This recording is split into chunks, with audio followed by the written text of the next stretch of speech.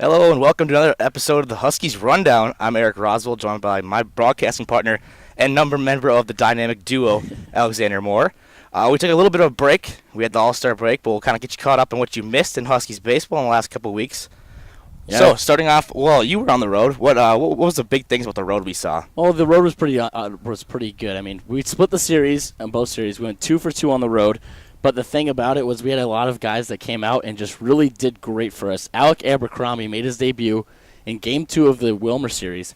And in that game, he went 1 for 3 with 2 runs scored and an RBI. So it's a good way to start off your Huskies debut and get some runs across the board and get the Huskies fans to know you a little bit. And then in the Rochester series, 5 for 9, 2 doubles, 2 runs scored.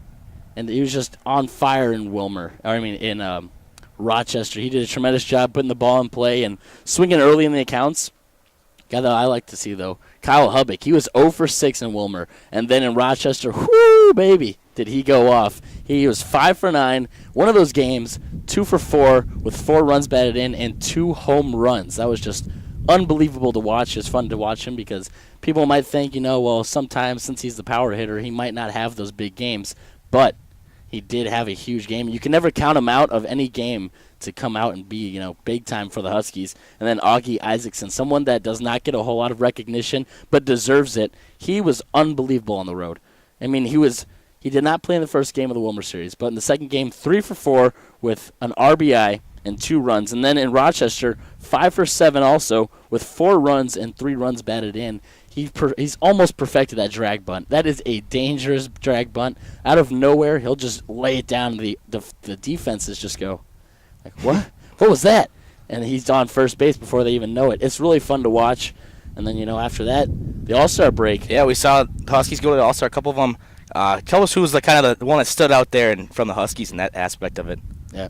It was definitely Kevin Fullman. I mean, we had 3 All-Stars to start out. Jake Prees, Cameron Williams, and Kevin Fullman. But Williams and Prees, both injured, could not play in the game. So Fullman still went down there. He went 2/3 of an inning, did not give up anything. No hits, no runs, no walks.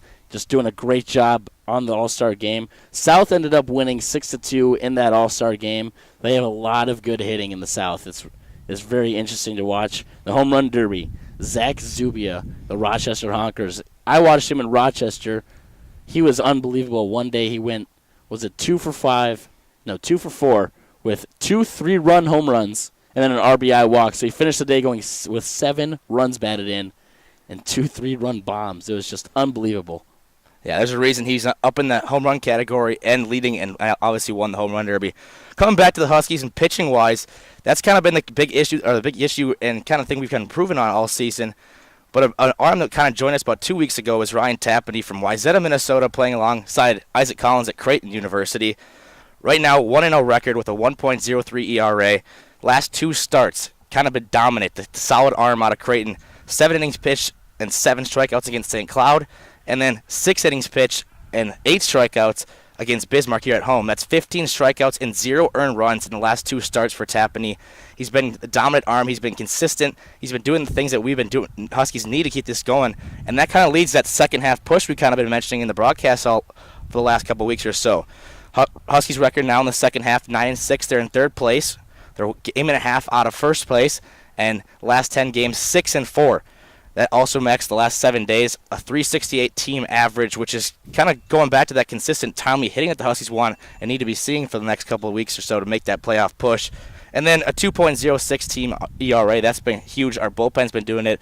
It's been the factor that we need, and if we're going to make this late season push and push for the playoffs here at Wade Stadium, it's going to be what we need, and it's very crucial.